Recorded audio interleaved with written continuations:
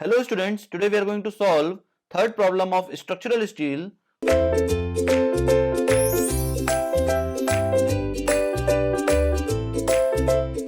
Question is given as high carbon steel is used in, the first option is transmission lines and microwave towers, the next one is structural buildings, another one is fire resistant buildings, and the last one is for waterproofing. Now, high carbon steel is used in transmission lines and microwave towers where relatively light members are joined by bolting. So, option A is the correct answer for this question. That is all about this problem. Thank you very much, students.